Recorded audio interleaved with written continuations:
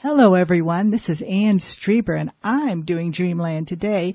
And I'm talking to Dr. Gary Schwartz, whom I've interviewed several times before, and he's got an exciting book called The Energy Healing Experiments. Now, Dr. Schwartz has studied mediums. He has studied GOD, who he calls Sam. And now he is studying healers, people who put their hands on people, over people, who use crystals, who use thought, and somehow physically, really do, physically heal people. And I'm skeptical, Gary, but on the other hand, I'm going to start with a quote from Einstein, which is in your book. And Sure. It's, "The only thing that interferes with my learning is my education." So welcome, Gary. Tell me about this book. Yes, well, this book actually summarizes 10 years of research. 10? In my laboratory. Some of this research was funded by the NIH, the National Institutes of Health. Would they admit that? Incredible. Yes, they have to admit it, since they actually awarded us a Center for Frontier Medicine and Biofield Science, one of two that was awarded in the country. Amazing. From the National Center for Complementary and Alternative Medicine, to support this kind of, frontier research. Well, I suppose it's perfect because there are no side effects. I mean, it's like the placebo effect that doctors love so much because, as a doctor said to me once, no side effects. Well, what's interesting is that's not completely true. Oh. Because it turns out that energy healers, particularly powerful ones, they have to be careful, because like anything else that is powerful, it can be, quote, used or abused. So just as a knife, for example, can be used for curing or killing, it turns out that energy can have potentially negative effects as well. And so we like to think that this is completely innocent and harmless, but the truth is, what our research shows is that our energy has not just positive effects, but negative effects.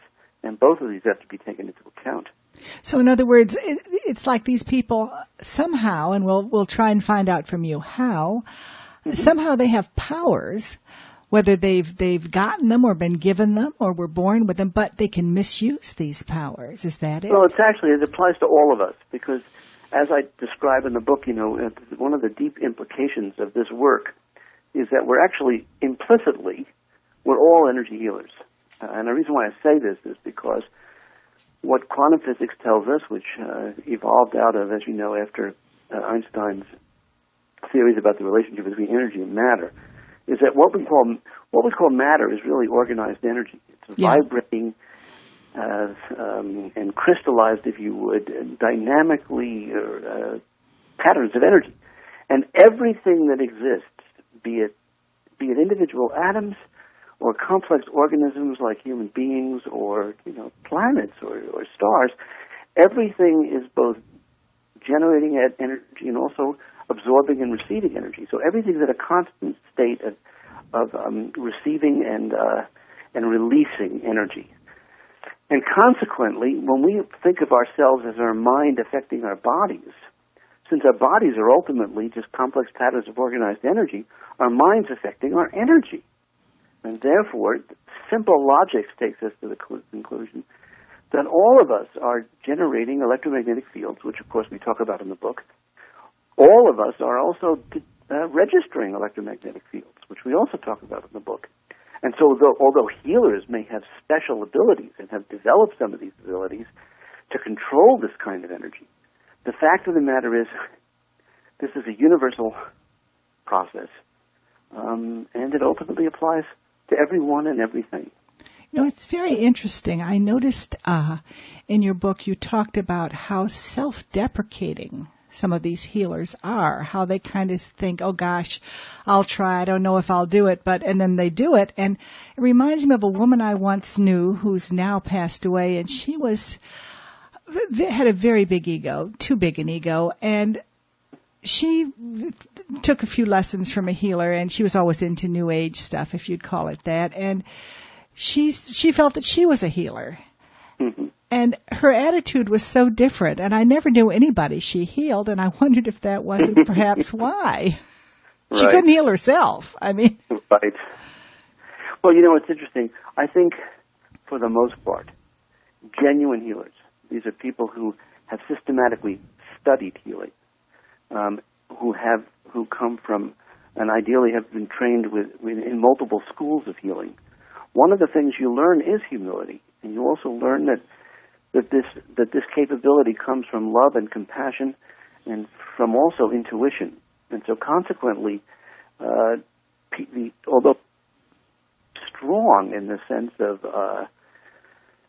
be committed to doing this work and be devoted to it, on the other hand, they also have gentleness. They need to learn a caution. And anyone who boasts about his healing is somebody who should seriously question whether they really are a healer. Interesting. I felt that when she was talking to me about it, and I intuited right, I guess. It was there's something about it, very interesting. And then I read that in your book, and I thought, Indeed. But, you have, tell us about some of the kind of healers you studied. I know some people, you had one fellow who worked with crystals, and I've always been a bit skeptical about crystals because I've always felt that this could be a big con game. I mean, they want to sell you crystals, and, and then you buy the crystals, and you pay plenty for them. But you found somebody who really was good with crystals. Well, it's really interesting in this particular case. I start that particular chapter explaining about how I, as a child, played with a crystal radio set. Yes, that's right. And anyone who has ever played with a crystal radio and built a crystal radio will ultimately be amazed to think that a little piece of quartz, for example, or silicon, that these crystals, if you put the needle in the right position on the crystal, you can actually pick up radio signals. And so one of the first lessons is that crystals are certainly serving as antennas and processors for energies in the environment.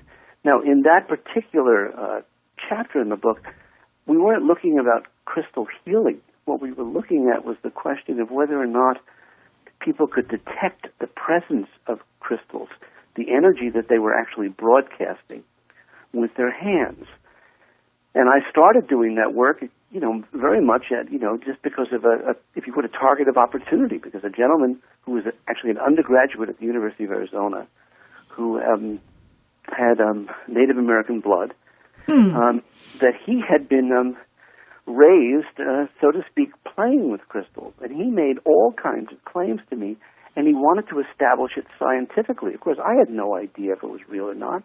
When I think of crystals, I think of, ladies with beads, making ridiculous claims. Mm-hmm. I mean, I'm raised as a scientist and a skeptic.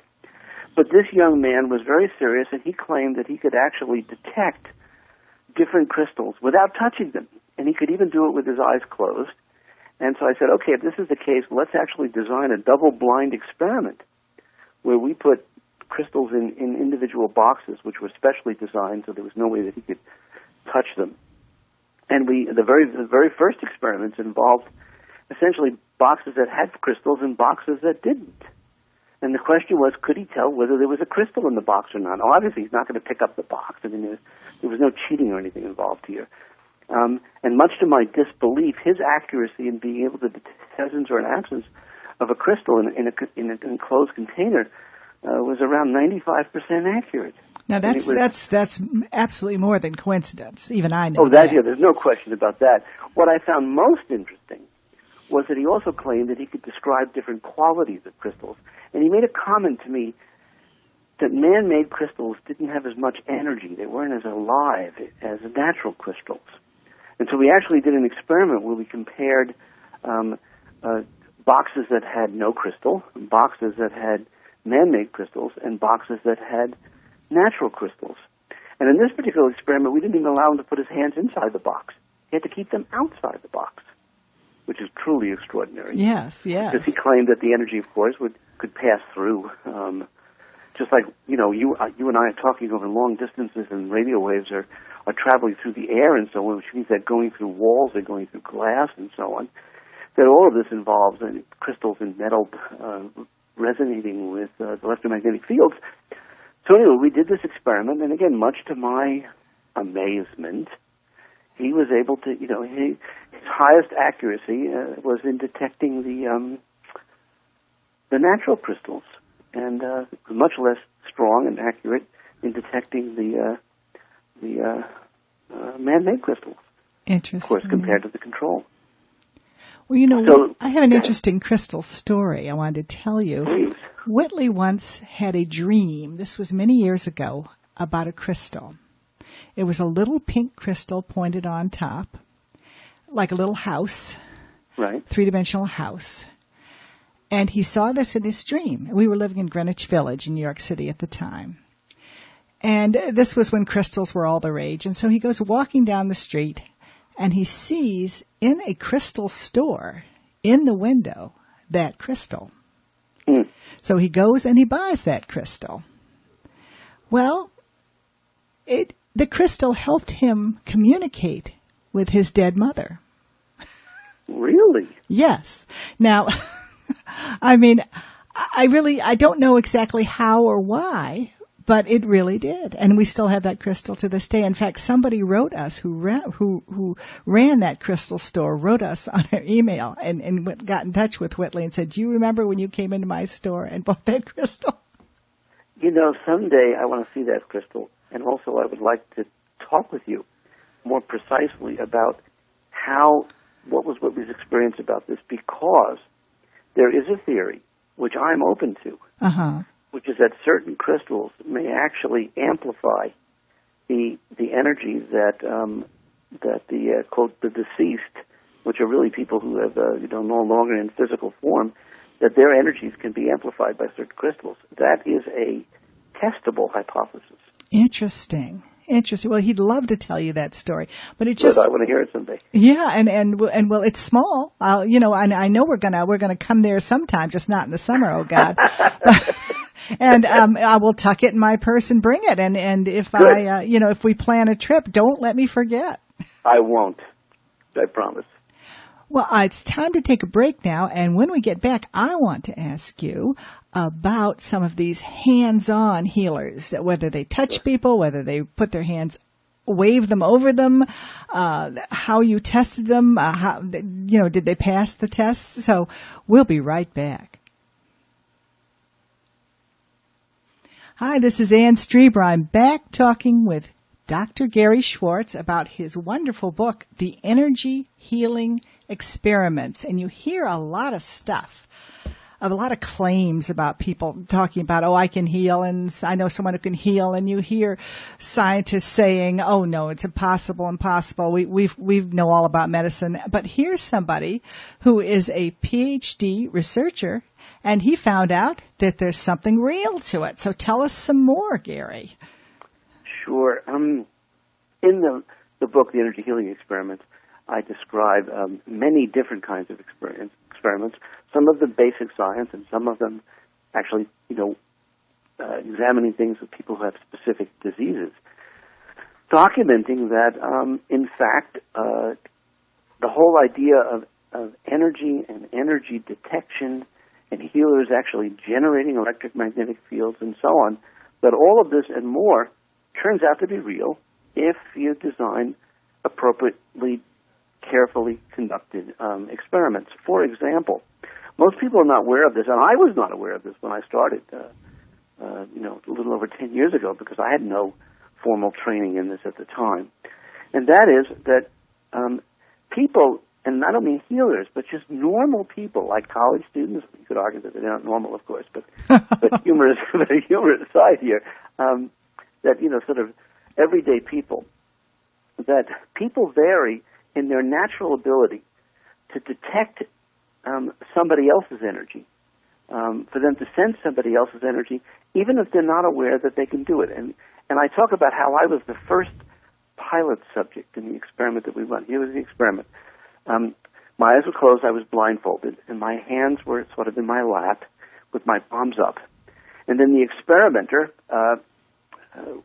took his hand and put it a couple of inches over either my right hand or my left hand. And my task was simply to guess which hand was his hand placed over, my left hand or my right hand. And of course I couldn't see, I couldn't hear anything. And after each trial, he would ask me to rate the confidence of my judgment, my decision, from 0, meaning it was a complete guess, to 10, meaning I was sure. And I did these 24 trials, and my confidence ratings averaged between 0 and 1. In other words, I had no idea whether I was accurate or not. Okay. Mm-hmm. Nonetheless, I got 19 out of 24 correct. 12 is what you get by chance, because it was 50-50, the way we designed the experiment. And when you do statistics on that, that was statistically significant. In other words, I was getting over 80% accuracy, and yet I had no conscious awareness that I was actually able to detect the energy. Now, do you think you felt the heat from his hand, or what do you think you felt? Well, it's very interesting, because what we ended up discovering, and we talk about this in the book, is that this is more than just awareness of the, if you would, the proximal energy, such as heat coming from the hands. Because we could do the same thing with people from a distance, for example, 3 feet away or further away. So now there's no direct contact. And also we could do multiple kinds of tasks, such as detecting whether somebody is staring at the back of your head or the small of your back. Like Rupert Sheldrake has done those like experiments. Rupert Sheldrake kinds of studies, exactly. And we were comparing these different kinds of tasks. And what we found is that when people were under relaxed conditions, it didn't matter really whether their hands were close to the person or, significantly away enough to rule out the idea that this was, just simply local heat as being the source of the discrimination. In fact, we came to the conclusion that people were detecting the intentions of the sender and the energy of the intention, not just simply the gross heat or other, if you would, more obvious forms of energy that might be picked up. So you're kind of saying that the average person is psychic if they know it or if they use it. That's right. And we're also saying, by the way, that people vary in this regard. There were some people who are like superstars. They're just extraordinarily accurate. And some of them were even aware that they were accurate. And then there were other people who couldn't do it at all. But there was clearly an overall effect. Now, healers do this better. Healers are trained to become aware of energy. So it's not surprising that under, again, the right testing conditions, you can discover that they sense energy more effectively. But more important is that all of us have some ability. It's for example, like, most of us can whistle or we can carry a bit of a tune. There are a few people who are tone deaf. Yes. But most of us can learn to, sing Twinkle, Twinkle, Little Stars, for example, and have it be recognizable. Most of us, of course, are not going to be professional singers or end up becoming a Luciano Pavarotti or something like that. So there's a range of skills here. And I think this whole business of energy awareness and also control of our energy is, again, something that all of us have some ability to do to some degree, and some of us can learn to become, quite gifted at it. I remember when my son was an infant, and because of various things having to do with his birth, Whitley was the first one who bonded with him. He was put into Whitley's arms, and Whitley was the first one to hold him and bond with him. And when he was young, they had a psychic connection that gradually faded away. And I remember thinking, like Whitley would say, Andrew needs me, or Andrew's about to cry. And it was always right. And I wonder and I remember thinking at the time that maybe we are all psychic. It's just something that we don't develop because we have gone on to more technical and scientific things, and we don't need it anymore. We think we don't. Yes. Or not only do we fail to develop it, but it actually becomes impaired. Atrophied. Because it's atrophied, exactly. So it's not used. And what's interesting about the idea of energy is, again, remember, every living system is constantly generating complex patterns of electromagnetic signals. And by the way, in the book, we also mentioned that all living systems are generating invisible patterns of coherent light called biophotons. Oh, that's right. Which can now be measured. And so So what's happening is we're constantly generating and receiving all these kinds of signals. We're literally serving as an antenna for all of these signals, and it's part of the biophysics of existence. But because most of us are not aware of it, we haven't learned to pay attention to it, or we reject it as opposed to actually developing it. Well, now, tell me, what are some of the most miraculous healings you heard about or saw? Well, I would have to say probably the most miraculous case is that I've had actually the privilege to participate in, not as a healer, but as a scientist chronicling this, was a case of a man who had an injury where his nerves in his back were severed. So he was a paraplegic. He was paralyzed from above his waist down, which meant he had no sensation in his legs. Of course, he couldn't walk. He had no bowel control. He had no sexual function, and so on. And this is a kind of disease which also not only, quote, never recovers, but is one where it's often life-threatening in terms of long-term survival. And I was called by a gentleman who knew this particular person in California, asking for a recommendation of a medical intuitive, somebody who might be able to give it a psychic healing kind of evaluation of the patient. He asked me if I knew someone, and I said actually that I did. That there's a colleague who works in my laboratory who I tested who was very gifted in this area, and she's a PhD, by the way, psychologist and scientist, but also has had many years of healing training. She contacted the person who called, and we spoke to the gentleman, and was able to confirm and validate certain things that were medical. And then she, and I didn't realize it at the time, but she had been doing work on nerve regeneration. I repeat, nerve regeneration. And she had multiple cases where she had, even over long distance, claiming that she could regenerate nerves that were that had been severed. Incredible. And this man was actually interested in participating. What was important was that we were able to get detailed, MRIs of his back and so on. So we could have very detailed, long-standing medical history up to the time that he began working with my colleague. And they worked together over 6 months. And over that period of time, he began to generate sensation in his legs. He regained bladder control. He developed sexual arousal and sexual function, and he began walking. Good Lord, this is the kind of thing that preachers are always doing, get out of your wheelchair and walk, and maybe some of them are really doing it. Well, it could be, but I mean, this is not something just that my colleague just, waved her hands in the air and all of a sudden he's walking. This was a very gradual, systematic process of her doing a series of things. And some of this obviously involved, if you would, placebo or expectancy or belief, meaning that this gentleman was motivated to heal. Yeah. It's a single case study, so you never can be sure precisely what led to the healing.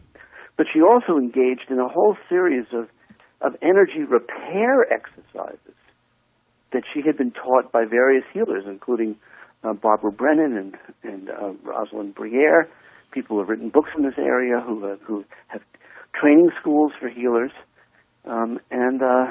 Again, a seemingly miracle happened. And I've witnessed enough examples of extraordinary healing to indicate that there's more to healing than we currently understand. Well, Gary, this is fascinating, and we have to take a small break now, but when we get back, I want to ask you about obvious fake healers, and maybe they aren't so fake after all. We'll be right back. Hi, Gary, we're back.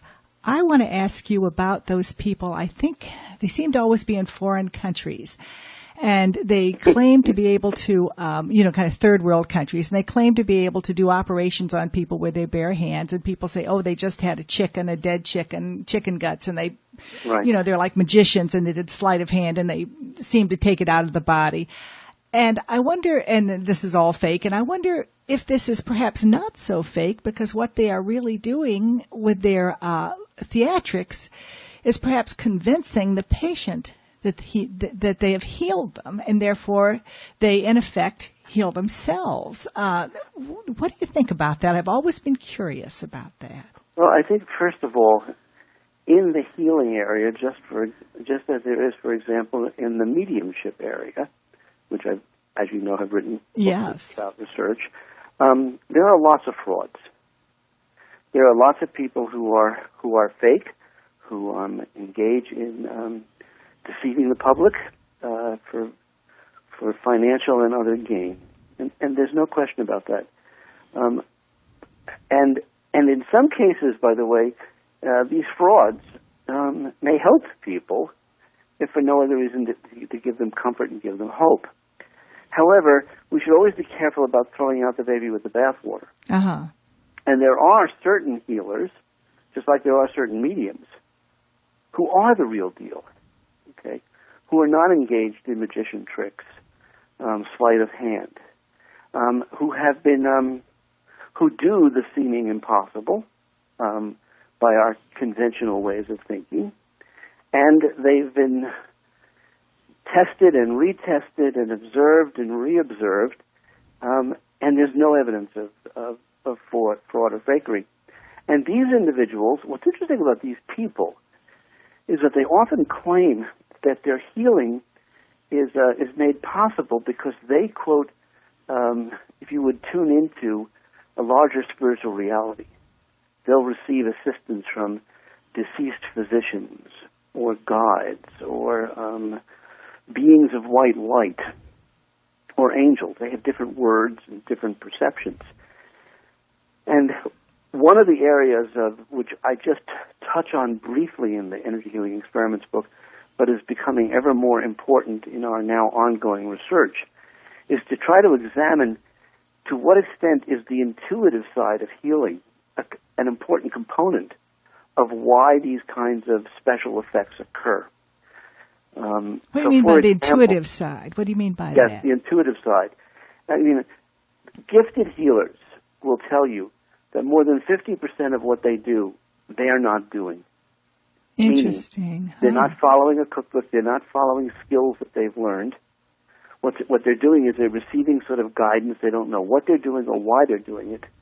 And they're almost in a trance state. And what's interesting is that healers who get into that kind of flow, that's often correlated with extraordinary kinds of healings.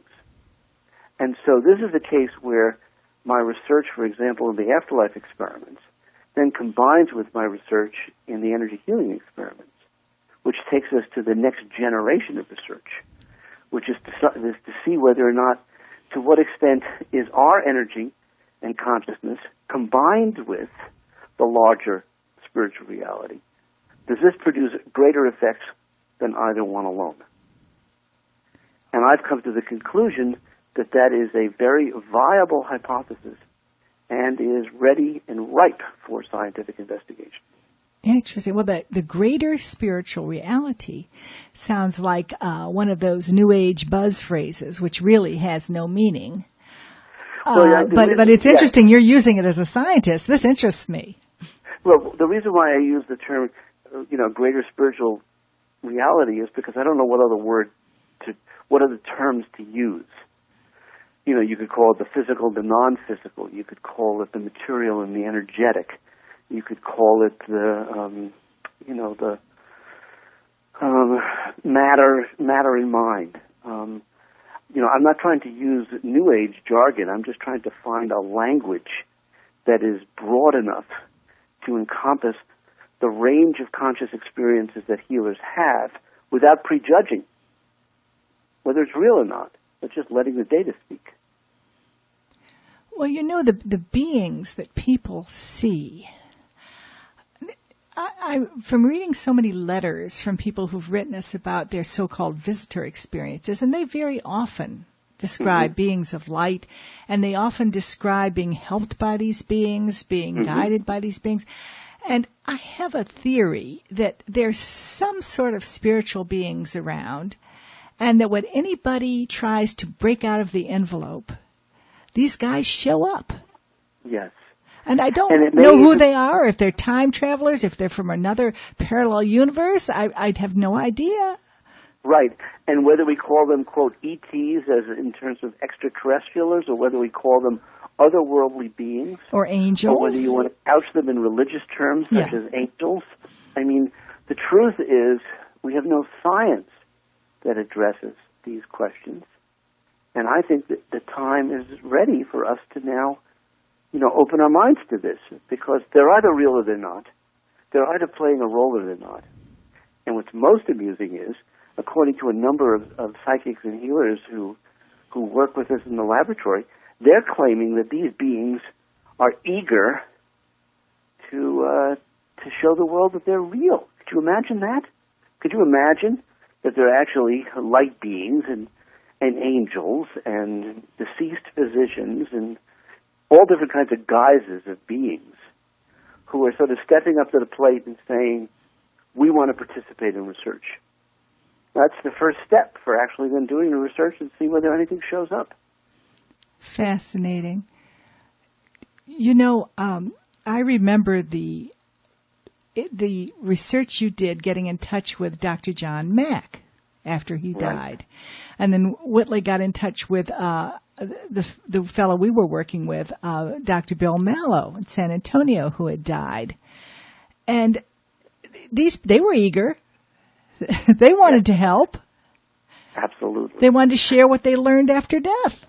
Exactly. I mean, if we're like the light from distant stars, our energy continues long after the star has died, or our, quote, bodies have physically died, and our highest values do not disappear, and our motives and goals don't disappear. They may grow or change over time, but they don't disappear. Then people who are really loving and had a mission on the earth are not going to give up their love or their missions just because all of a sudden they've transitioned, from what we call the physical into the spiritual. And therefore it's very plausible that the continuity of their consciousness and personality would lead them to continue to want to be of assistance. It's part of their meaning and purpose, because they're not really gone. But again, this requires a transformation in our looking at the world. One of my dear colleagues says that essentially energy is the path to spirituality. That as we come to really understand the energetic nature of our existence, and that how everything is interconnected by energy and information, and 99.99999% of this is invisible to our limited senses, but it's real. And that once you start thinking in energetic terms, and you start thinking of matter as a special case of energy, not the other way around, then we start becoming open to the idea of, that just takes us to a greater comfort level about thinking about or reframing what we mean by a spiritual universe. Well, I was talking with a medium this morning, and we were talking about how she does a lot of remote viewing, and we were talking about how she's gotten the message, and which I got once, that basically you have to approach the world with love. And I wonder if that isn't another way of talking about energy, that approaching the world in an aspect, in an atmosphere, or I don't know exactly how to put it, with an attitude of love, of a positive attitude, isn't sending out a kind of energy. Maybe that's what that's all about. Well, it's interesting you mentioned that, because in every book that I've written, all 5, the last chapters have always come back to love, regardless of the topic. And one of my heroes is actually Isaac Newton, who, as you know, is, among other things, the father of gravity, the theory of gravity as a force. And what most people many people don't realize is that Newton was actually very spiritual, and he was also a mystic. And interesting, I didn't know that. What he did was, when he envisioned this idea of mass having a gravitational pull, here's what he said. He said that all objects have this attractive force, and this attractive force extends in all directions. And by the way, according to physics, they extend infinitely into space. It gets weaker and weaker, but it keeps going and going and going. Mm-hmm. And this pull is attractive, and it goes in all directions. So what this means is that every object, whether it's large or small, every object is pulling on every other object to various degrees. Now, when you hear the phrase of a unconditional positive force, totally dependable and trustworthy, that is non-prejudicial, doesn't matter whether the object is black or white, large or small, and that this object is an attractive force that pulls and holds everything together. It's the glue that holds the universe together. If you listen to those words, that sounds a lot like universal love. And actually, what Newton felt was that for him, the idea of gravity was an expression of God's universal love, manifest in everything. Now that's something you don't hear in science class. That's wonderful. But we weren't taught that in our science classes. No. Because our science classes tried to divorce and separate the religious and spiritual ideas from scientific ideas. And there was a good reason to do that in Newton's day, because the church didn't want scientific discoveries to be revealed. But that was then, and this is now. And if ever there was a time for the essence of science and the essence of spirituality to find their way back to each other, it's now. Absolutely. Listen, Gary, we're going to take a little break, and when we get back, I want to ask you in the last quarter of our show about the intention experiments, because I know that they were designed by you, and they're fascinating. We've had Lynn McTaggart on the show, and I want to hear all about it from you. We'll be right back. Hi, Gary, I'm back, and I want to hear about those intention experiments. This is fabulous. Yes, it's very exciting, and I've had the privilege of knowing Lynn and contributing to her vision to create a global intention laboratory to make it possible for people around the world to jointly participate in research documenting the possibility that shared consciousness and shared intention can have measurable and meaningful effects in the physical world, and therefore for ultimately all of our benefit. When Lynn, after she published her book, The Intention Experiment, she wanted to be able to start doing research that would, test these basic ideas.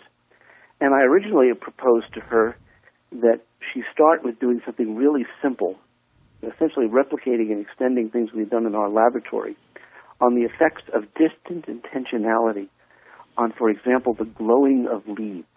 Now, leaves glow? Yes. It turns out that all living systems actually glow, meaning that they produce what's called biophotons. Now, we can't see them with the naked eye. But if they're put in a pitch black, and if you have a super sensitive camera, or LCD camera, that's cooled to minus 80 to 100 degrees centigrade. This is a very special kind of camera. And then if you use long exposure times, for example, a 1-hour image, you can actually get detailed pictures of, for example, a leaf or a hand, doesn't matter what it is, quote, glowing in the dark, and giving great detailed information about the dynamics and health of that system. So here's what the experiment was that I proposed to Lynn. And the first one we did, it was actually started when she was in London at a conference on the intention healing experiment. There were 400 plus people at this conference. And what happened was that I had my research assistant prepare 2 geranium leaves in Tucson, in our lab in Tucson, Arizona, at the University of Arizona. Each leaf had 16 holes punctured in it in a 4x4 grid. And so what we were doing was preparing little injuries that themselves activate the glowing mechanism of the leaf. Mm-hmm. So each leaf was essentially had 16 spots to So measure they were it. crying for help. The leaf wasn't. Essentially. Mm-hmm. Then what we did was we had a camera set up, a webcam set up for each leaf. We'll call leaf one of them A and the other B. And both of those images were shipped, that is sent electronically to London. Then a person in the audience flipped a coin and selected whether or not they were going to be seeing leaf A or B. Of course, we in Tucson were blind to which one had been selected. Mm-hmm. And then for 10 minutes,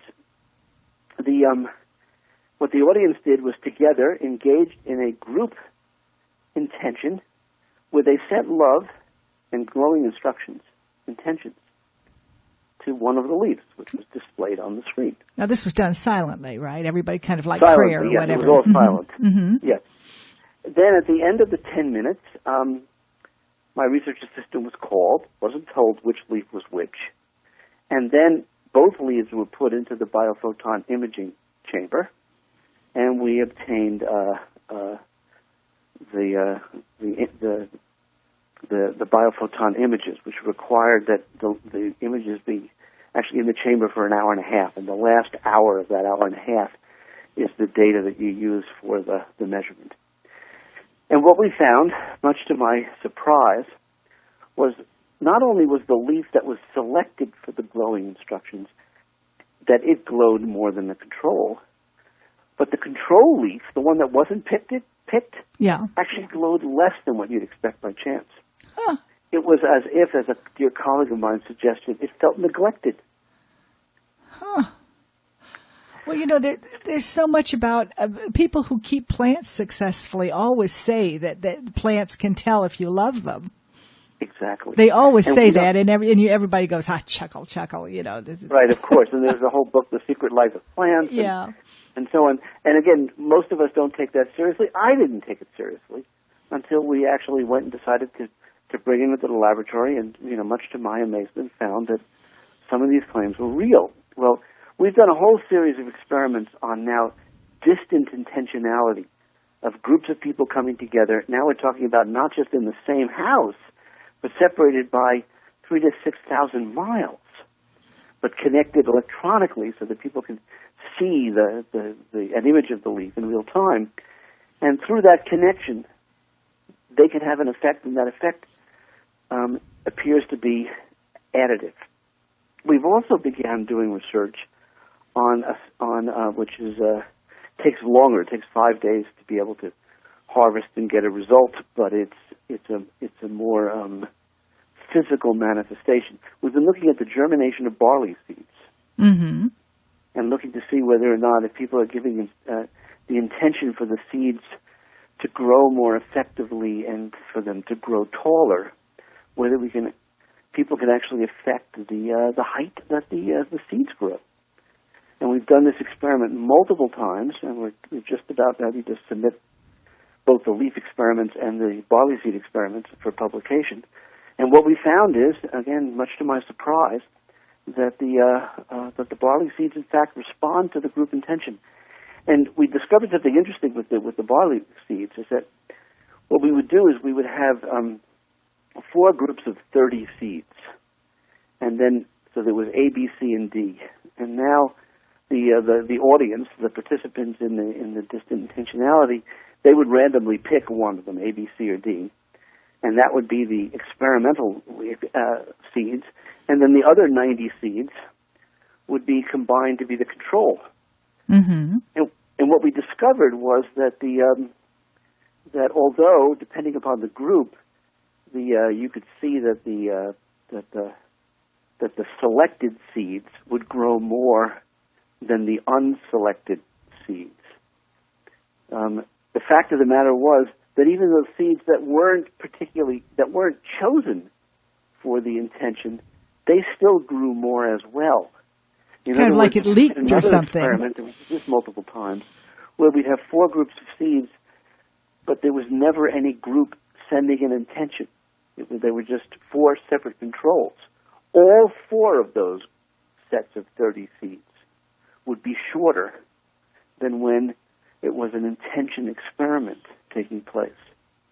So what this is also showing us is that the intention to send love and growth to seeds, they're all in the same room, it's a small space, it's hard to differentiate one seed from another, and so it looks like you're getting this spread of effect, if you would. Well, with global warming, and it's going to affect agriculture, and I know that this has to do with more than just plants, but still, this is we may need this. We may need this ability in the future.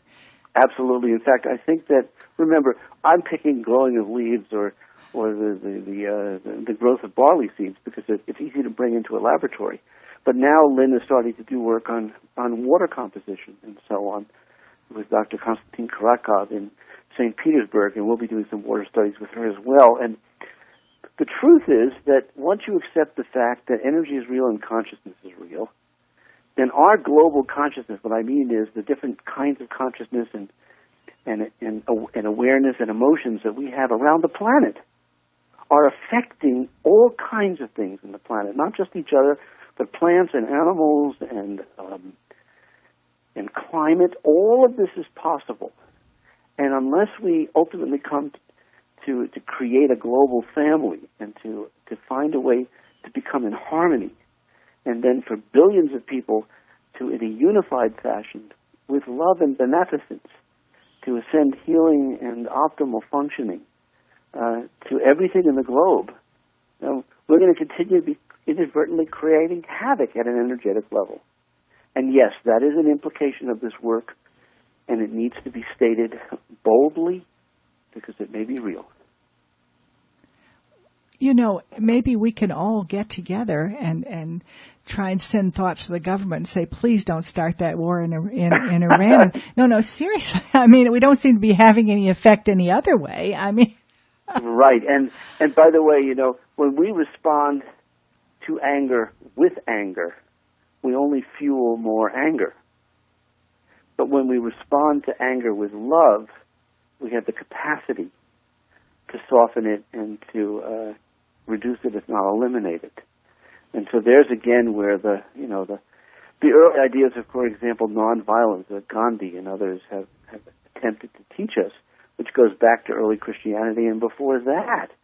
I think there was some deep energetic truth to all of this. And well, that reminded me of the Turn the Other Cheek, which was really Rabbi Hillel, a Jewish scholar, said at first Jesus was just repeating it to show that he was a good Jew, but but they credit him with it. But it reminds me of that. Regardless of who quote gets the credit, doesn't matter. No. But it's interesting that we're back to that. I mean, we've kind of gone full circle, and we're back to that sort of thing. But we're not listening yet, are we? No, well, I would say that maybe turning the other cheek is not the right intention. What we want to do is to respond to the hostility and the craziness with love and compassion. So love we're not thy turning neighbor. the other cheek. Yes, that's what I'm thinking. What? I was thinking of love thy neighbor. I've got the wrong quote. Yeah, go ahead. Yes, I think it's more love thy neighbor and thy enemy, and try to always come from the best and highest good. Now that's not easy, particularly in this day and age. No, but that's a lesson that I think that the research is suggesting. Well, if it was easy, we'd all be doing it. Yes. Well, Gary, it's been lovely talking with you, and The Energy Healing Experiments is an extraordinary book, and what's interesting is it's a scientific book. It's also a spiritual book. And that's hard to do. You've done that quite a few times now, and you've done it again. And it's truly a wonderful read. And I think everybody ought to get it because it really fills you with hope and it fills you with wonder. And you say, I didn't know this was all around me. This is extraordinary. Congratulations, Jerry. It's a great book.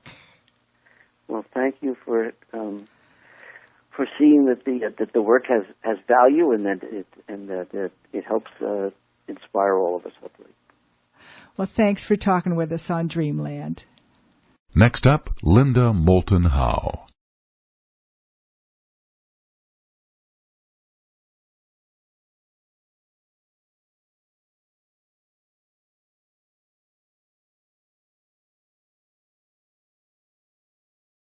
Today we are rerunning an interview that Linda Moulton Howe did with a drones witness who is named in the interview for a very specific reason. The controversy of the drones has been astounding since they appeared last summer. And what has been so fantastic to me is that everybody claiming to have created the photographs of the drones and put them up on the internet cannot account for interviews like this, nor do they even mention their existence. So, okay, let's affirm the record.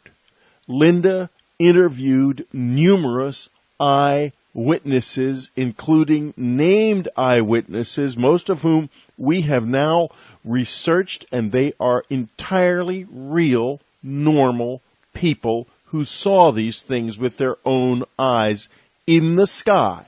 Not on the internet.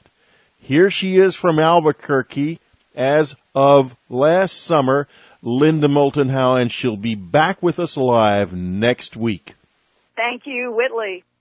Since the first week of May, 7 people in California, 1 in Birmingham, Alabama, and another from Louisiana, for a total of 9, have reported seeing a dragonfly-shaped aerial object in the sky that has a ring body, a long tail, and a variety of appendages extending from the ring.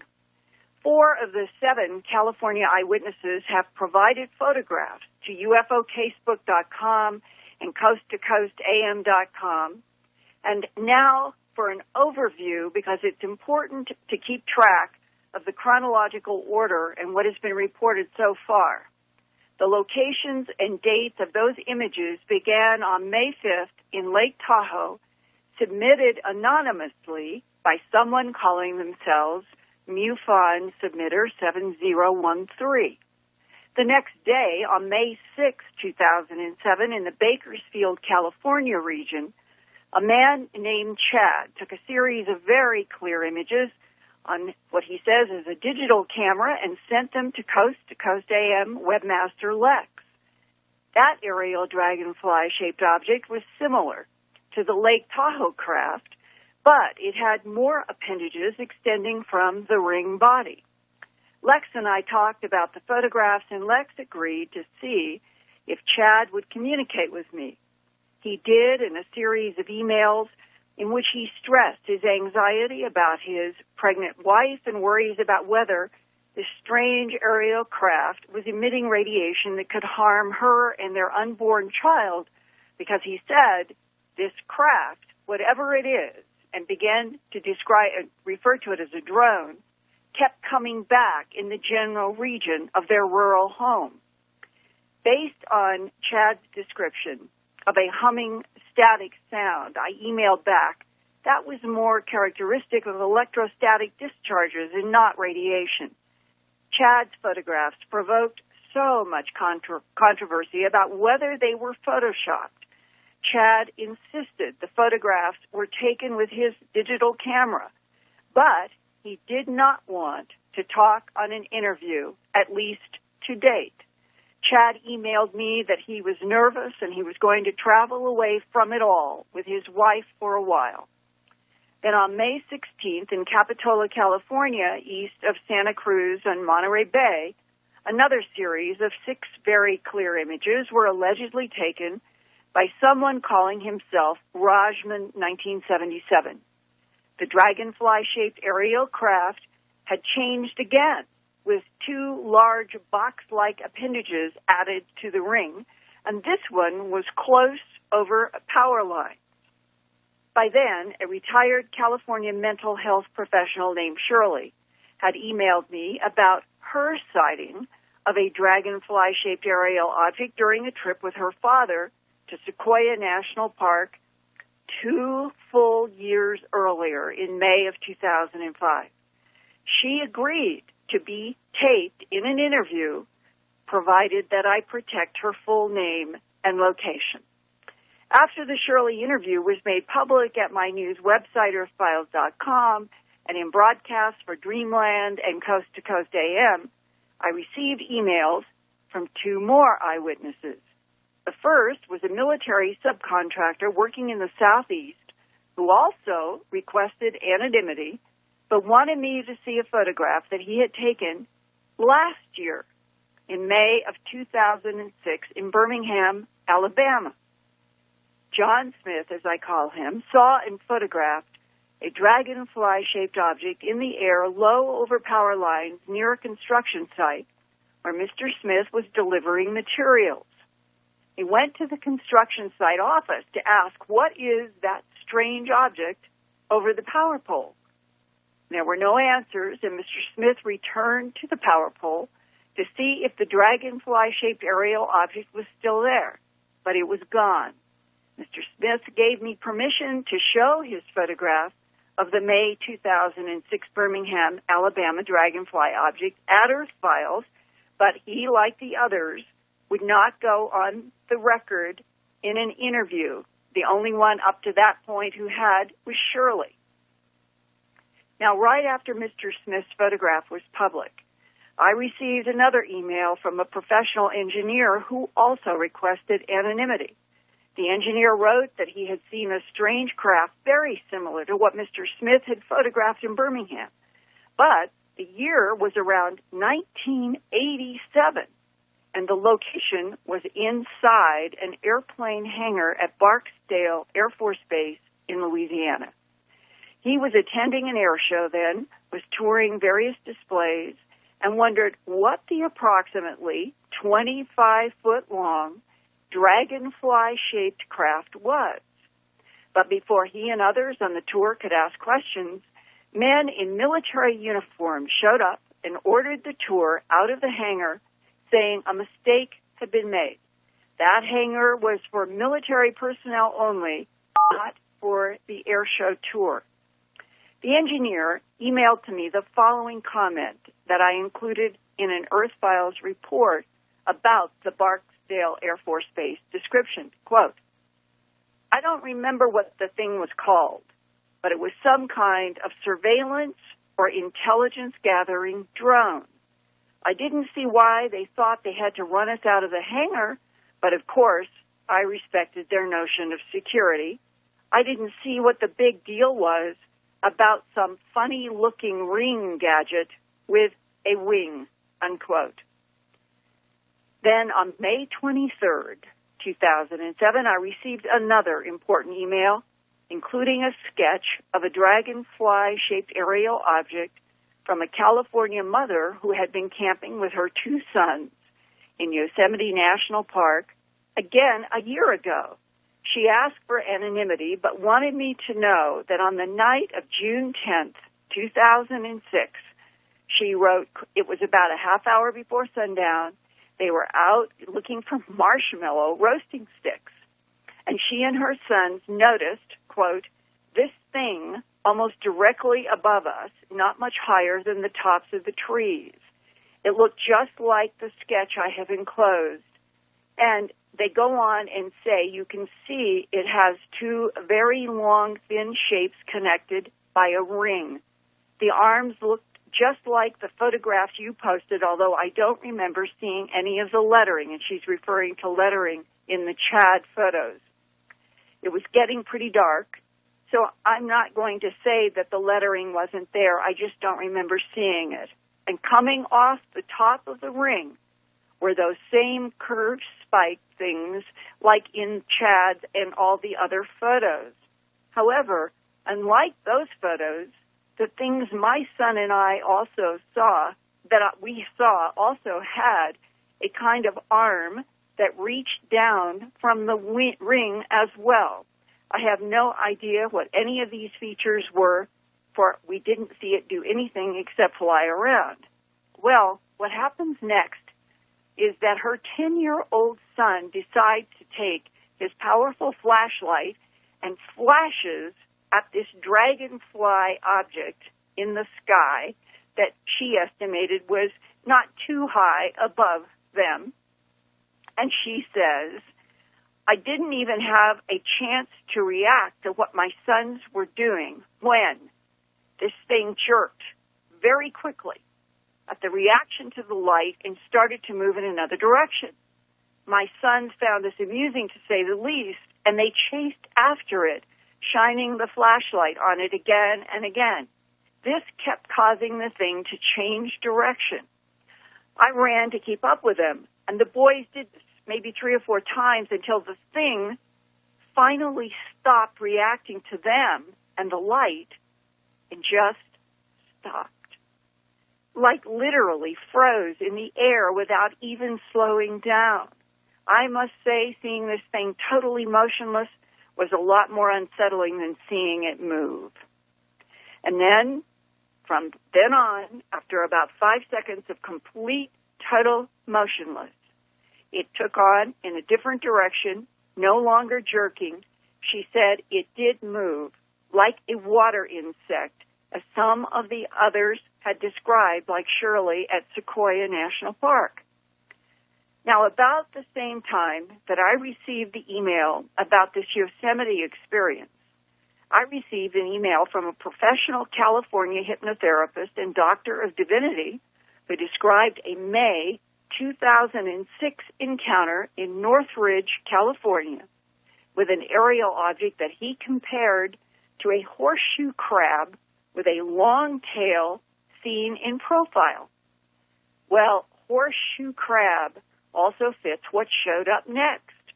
By June 7th, UFOCasebook.com have received more drone images from a female intermediary acting on behalf of someone called Stephen. The latest images were allegedly taken in the Big Basin Redwood State Park, California, northwest of San Jose, on June 5th.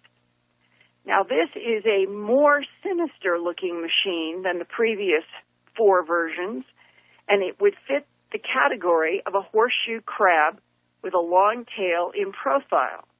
This version of this aerial craft has projections emitting from the top, the sides, the bottom of the ring, and it actually looks a bit like a military weapon. Well, seeing that photo, I went back and I asked again for a second time. I asked both the California mother from the Yosemite encounter and the professional hypnotherapist who was stunned by his Northridge sighting if they would agree to recorded interviews with or without their names and locations. The California mother so far has not agreed, but the hypnotherapist and doctor of divinity has agreed. So for the first time in an entire month of controversy, I have my first recorded interview with an eyewitness willing to use his full name, profession, and location.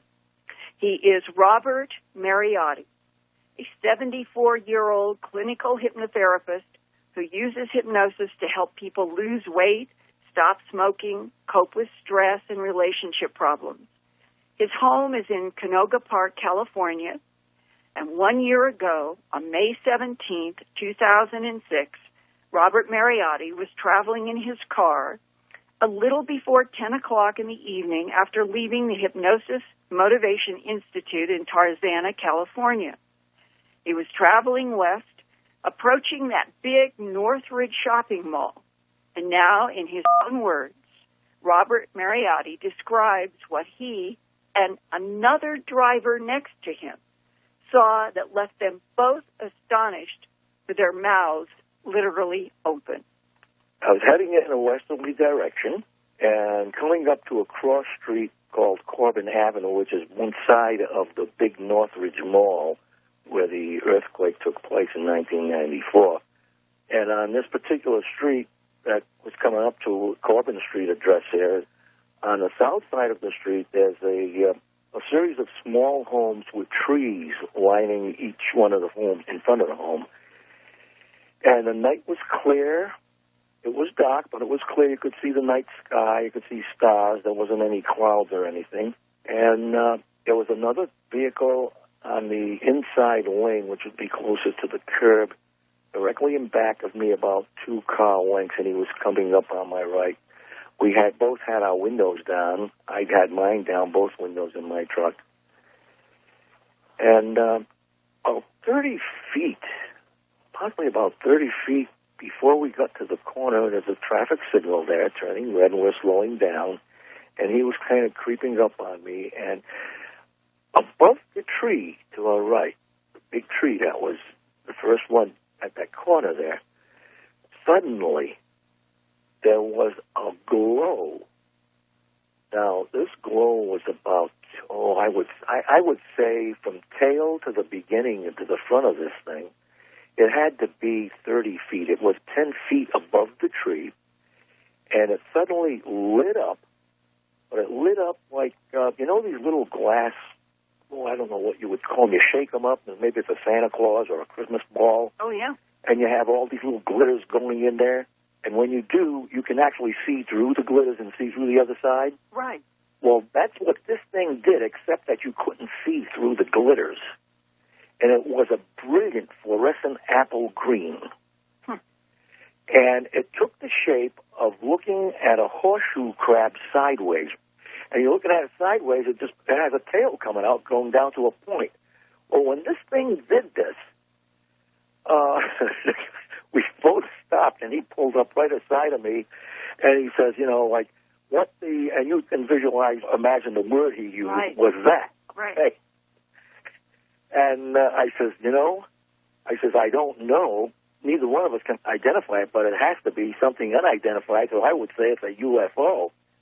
But you could count no more than the count of 3, like 1, 2, 3, and this thing just, it streaked forward maybe about 5 feet and then disappeared. Now, to me, it was like there was the clear sky. There was nothing above this tree. There was some stars out.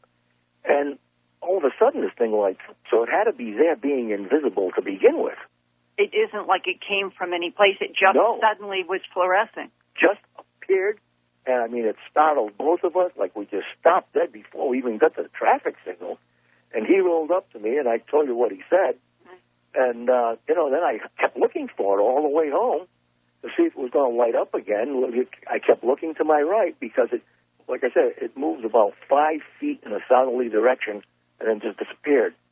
It just stopped. There was no indication that even was there. There was no smoke, so it wasn't anything that lit up on fire. It was there. It looked like the side profile of a horseshoe crab. Yeah. Mm-hmm. It was this fluorescent apple green that was glittering, and it seemed to move like a solid object for about 5 feet. But then, did it simply blink out? Did it rheostat fade out? What happened? No, there was no fade out. It just stopped. There was no more glitters. So it really just disappeared like a pop-out. Right, exactly. It suddenly appeared and suddenly disappeared. It would be just like if you and I were standing together and I just disappeared in front of your eyes. Now, the interesting thing is the one object that was on Coast to Coast, the first one. Right, the Chad photos. Yeah, and then there was a second time that someone else had seen it. Yeah, there's Lake Tahoe, Capitola, Birmingham, Alabama, and now the latest is from Big Basin, California. Okay. Now, on the very first one that I seen, there was kind of like a side view of it, too, and you could see some wires coming from the top all around. Now, just keeping that in mind, if you turn that completely sideways and those wires or whatever was on top was like the beginning of the glow, right, that was humped up above and then straight at the bottom.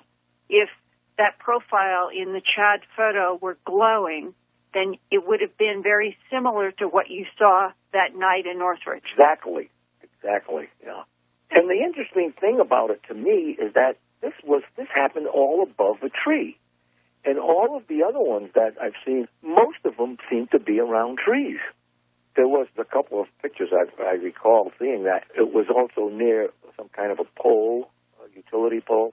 Two of the eyewitnesses who have submitted photos, one in Capitola, California, the other in Birmingham, Alabama, both times this horseshoe crab or dragonfly-shaped object has been right over the power poles. Yeah. Which is interesting in and of itself. Right. Well, something's out there. I have the background on the people, even if I haven't been able to use their names. I am so grateful to you that I can use your name on the record. It is so important that people who have seen these objects be on the record, I think, because something's out there flying around that is highly unusual. Yeah, it definitely is. And now, Whitley, I want to share a relevant excerpt from an alleged U.S. government document leaked to Bob and Ryan Wood in their Majestic 12 Documents project at www.majesticdocuments.com. The paper is entitled, quote, Edward Teller's Pitch to President Reagan for SDI, which stands for Strategic Defense Initiative. The date is July 2nd, a year or two after Ronald Reagan became president in January of 1981.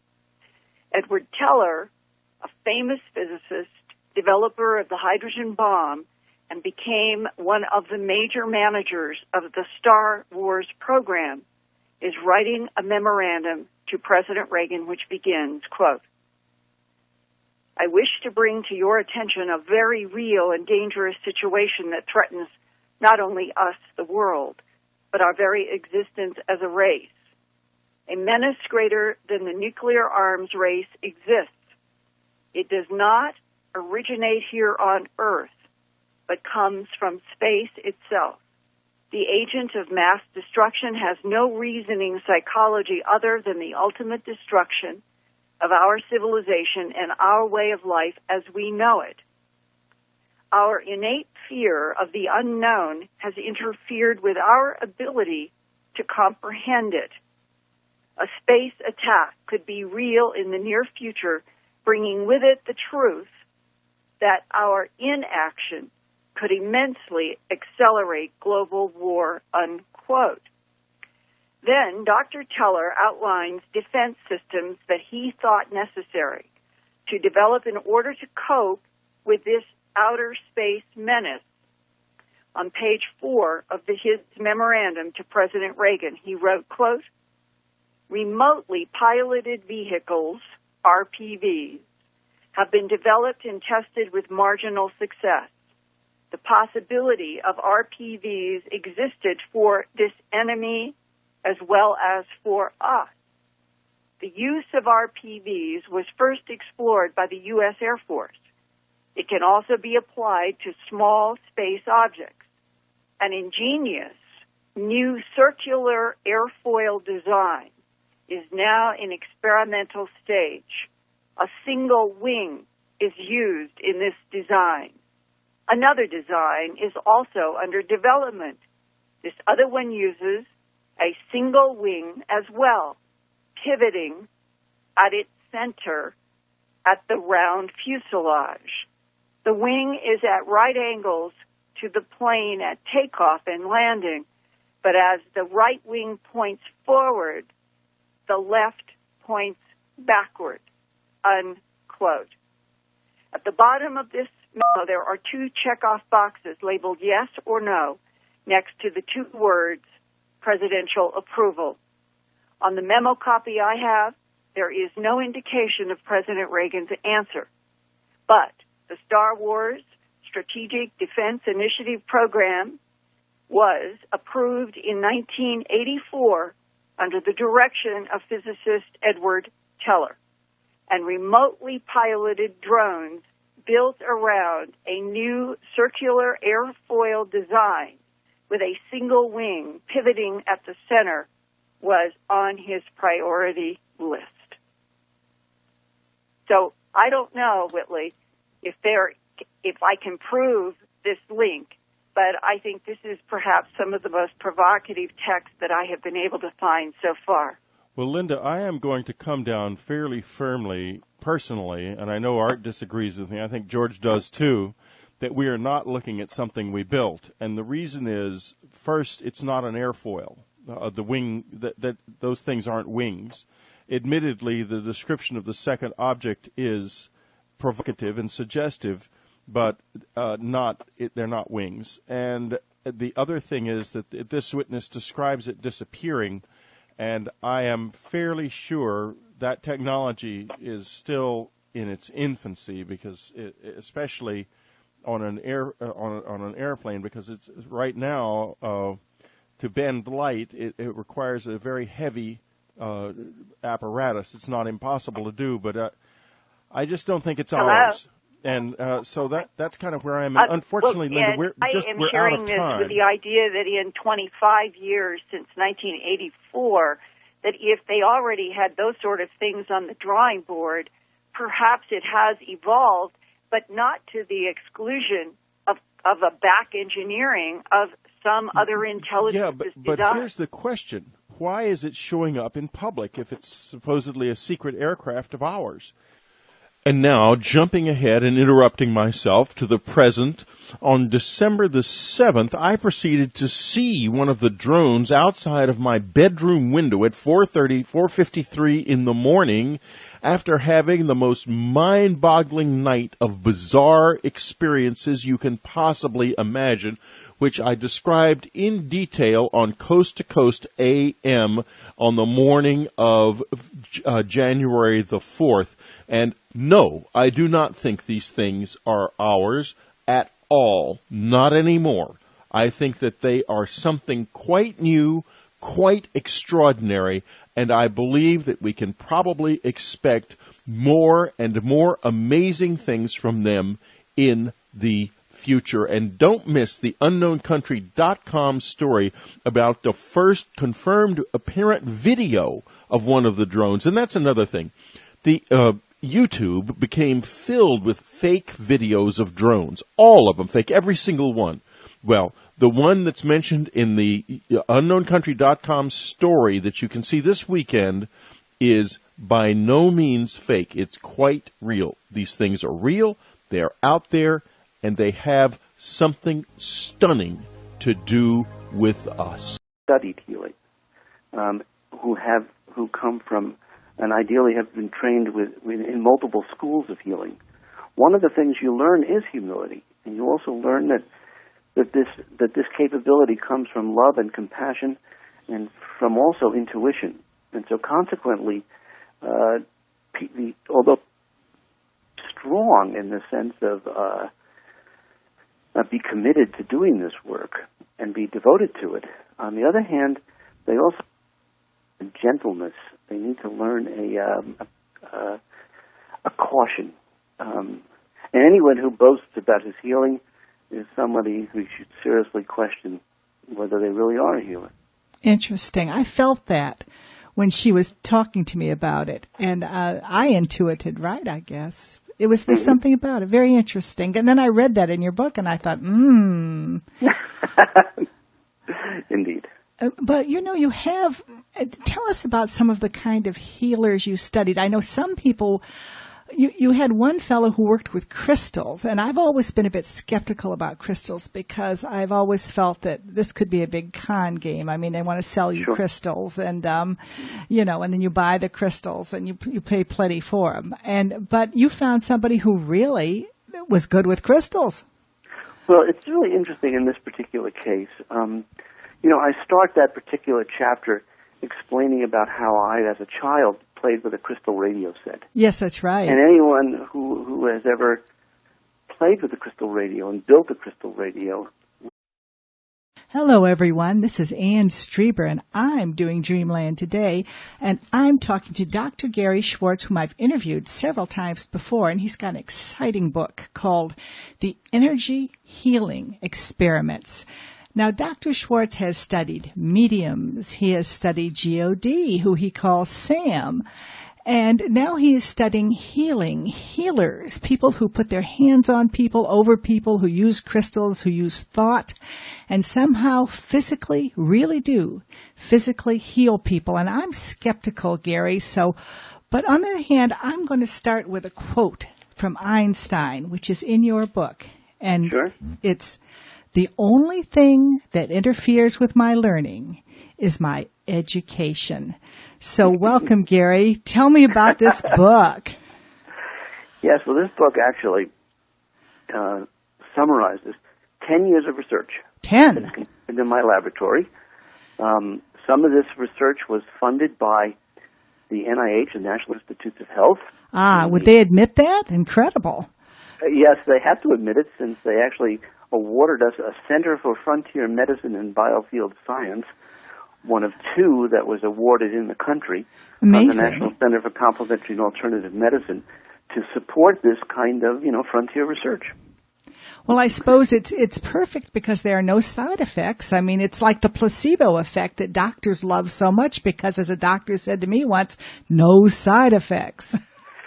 Well, what's interesting is that's not completely true. You'll ultimately be amazed to think that a little piece of quartz, for example, or silicon, that these crystals, if you put the needle in the right position on the crystal, you can actually pick up radio signals. And so one of the first lessons is that crystals are certainly serving as antennas and processors for energies in the environment.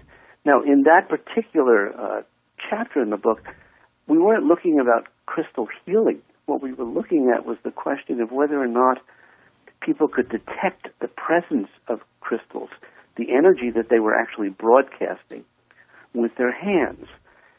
And I started doing that work, very much at, just because of if you put a target of opportunity, because a gentleman who was actually an undergraduate at the University of Arizona who had Native American blood, that he had been raised, so to speak, playing with crystals. And he made all kinds of claims to me, and he wanted to establish it scientifically. Of course, I had no idea if it was real or not. When I think of crystals, I think of, ladies with beads, making ridiculous claims. I mean, I'm raised as a scientist and a skeptic. But this young man was very serious, and he claimed that he could actually detect different crystals without touching them. And he could even do it with his eyes closed. And so I said, okay, if this is the case, let's actually design a double-blind experiment where we put crystals in individual boxes which were specially designed for feeding energy. So everything's at a constant state of receiving and releasing energy. And consequently, when we think of ourselves as our mind affecting our bodies, since our bodies are ultimately just complex patterns of organized energy, our mind's affecting our energy. And therefore, simple logic takes us to the conclusion that all of us are generating electromagnetic fields, which of course we talk about in the book. All of us are also registering electromagnetic fields, which we also talk about in the book. And so although healers may have special abilities and have developed some of these abilities to control this kind of energy, the fact of the matter is this is a universal process, and it ultimately applies to everyone and everything. It's very interesting. I noticed in your book you talked about how self-deprecating some of these healers are, how they kind of think, oh gosh, I'll try, I don't know if I'll do it, and then they do it. And it reminds me of a woman I once knew who's now passed away, and she had a very big ego, too big an ego, and she took a few lessons from a healer, and she was always into New Age stuff, if you'd call it that, and she felt that she was a healer. Mm-hmm. And her attitude was so different, and I never knew anybody she healed, and I wondered if that wasn't perhaps why. Right. She couldn't heal herself. I mean. Right. Well, it's interesting. I think, for the most part, genuine healers, these are people who have systematically. Because it turns out that energy healers, particularly powerful ones, they have to be careful because, like anything else that is powerful, it can be, quote, used or abused. So just as a knife, for example, can be used for curing or killing, it turns out that energy can have potentially negative effects as well. And so we like to think that this is completely innocent and harmless. But the truth is, what our research shows is that our energy has not just positive effects, but negative effects. And both of these have to be taken into account. So in other words, it's like these people somehow, and we'll try and find out from you how, somehow they have powers, whether they've gotten them or been given them or were born with them, but they can misuse these powers. Is that it? Well, it applies to all of us because, as I describe in the book, one of the deep implications of this work is that we're actually we're all energy healers. And the reason why I say this is because what quantum physics tells us, which evolved out of, as you know, after Einstein's theories about the relationship between energy and matter, is that what we call matter is really organized energy. It's vibrating and crystallized, if you would, dynamically patterns of energy. And everything that exists, be it individual atoms or complex organisms like human beings or planets or stars, everything is both generating energy and also absorbing and